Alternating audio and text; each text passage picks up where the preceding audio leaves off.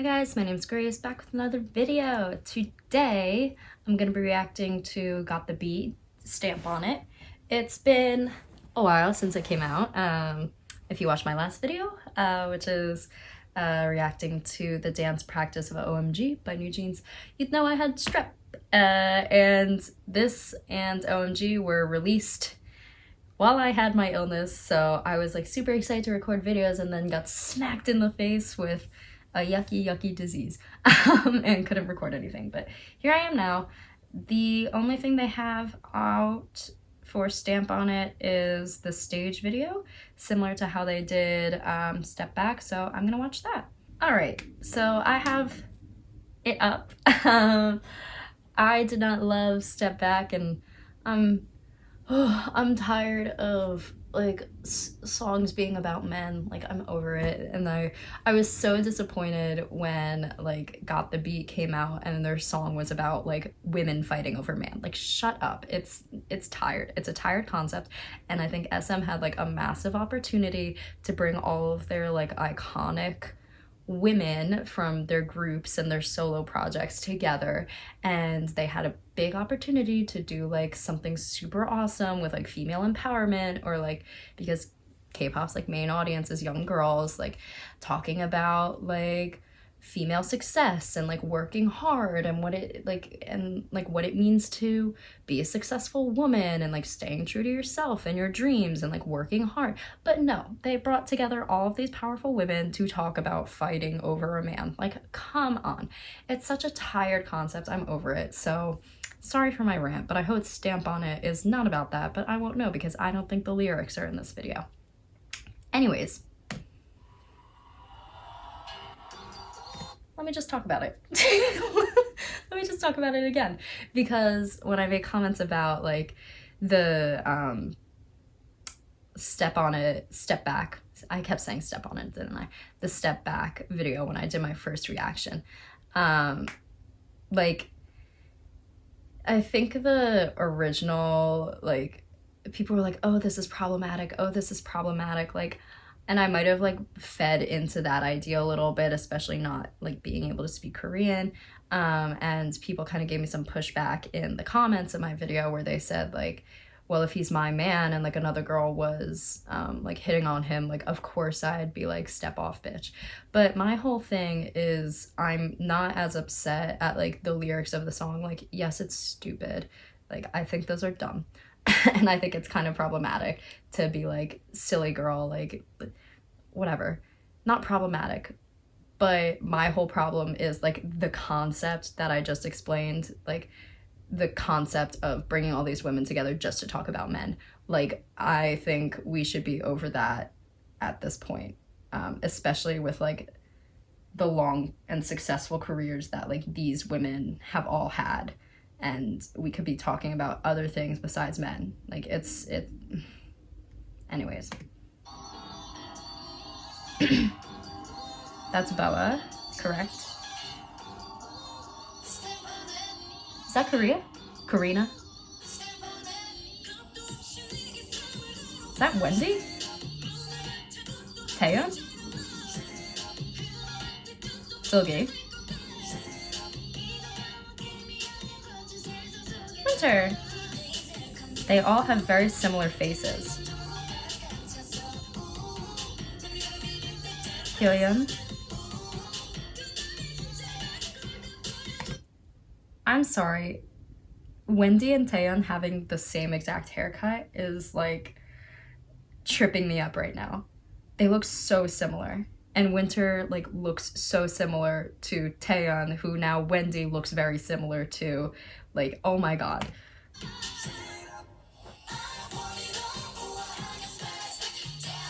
Smack it down.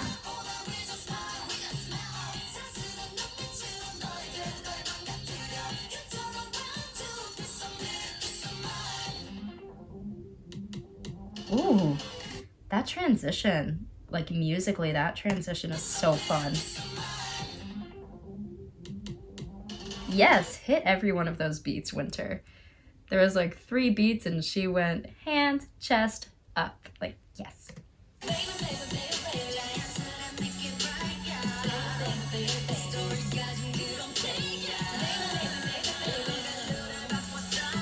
She's such a good performer.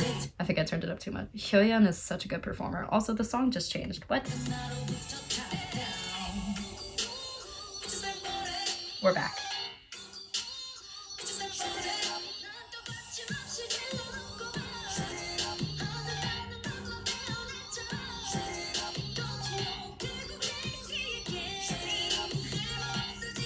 Incorporating some voguing and some whacking. Very simple whack, whack, and they're gonna go whack, whack, the two on the side. I love when voguing and whacking are brought into any style of movement, but like to be, I love it. I love it. That but was not part of I love it, but that was I love it, separate statement. I'm starting a separate statement, but like a lot of times when it's incorporated into like other styles of dance, say like K-pop or like, I don't know, music videos, whatever. Music videos where they don't hire like people who specifically like learn and practice whacking, like it, like you get like a simple move, like whack, whack.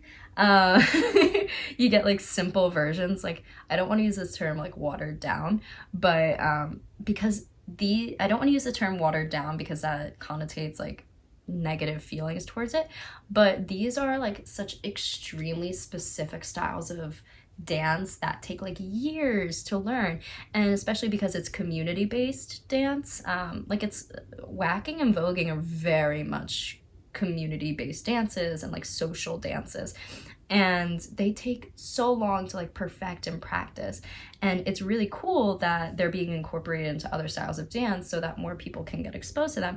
But like you get like simpler versions of these styles of dances. But I just want to talk about like how much skill whacking and voguing takes and so much appreciation for it.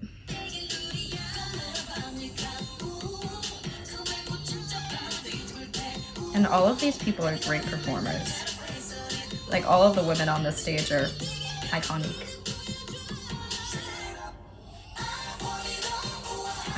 I really like that whatever this is thing they're doing. That like out and then they do like a sharp little contraction. Love that.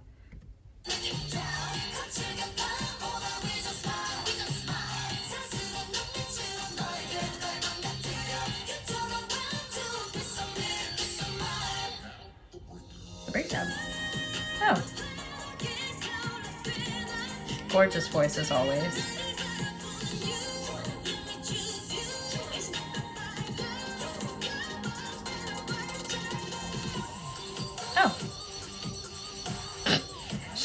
No, I don't mean to laugh. She looks so nonchalant just doing a dance break. Like she's killing the moves and then her face is just like so chill.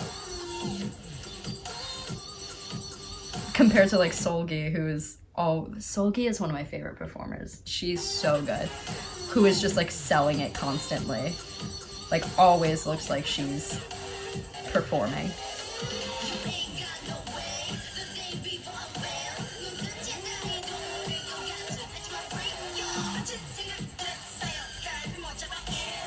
Love you, Hyoyeon.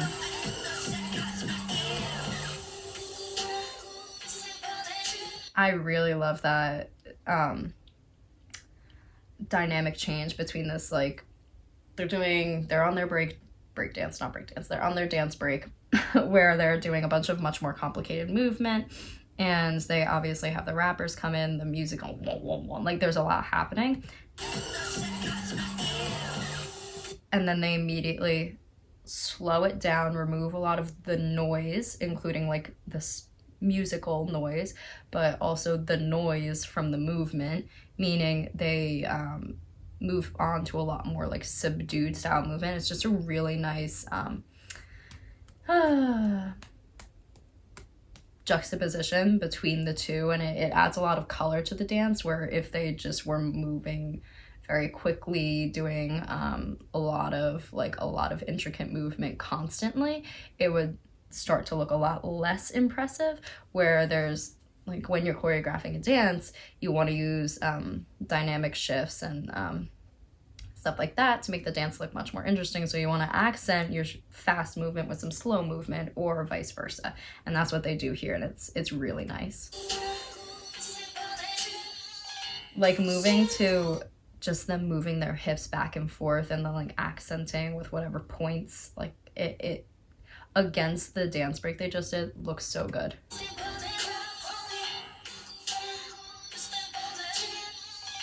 She's love Boa. Ugh. Like that moment where she just did that was gorgeous. Wendy always, yep.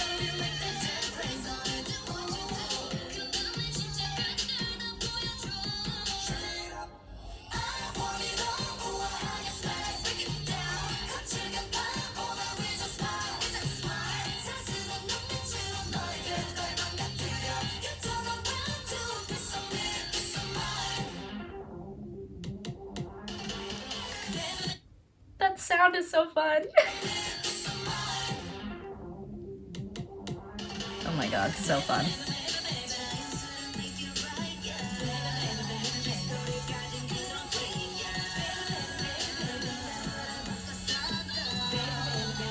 Winter just singing in the background.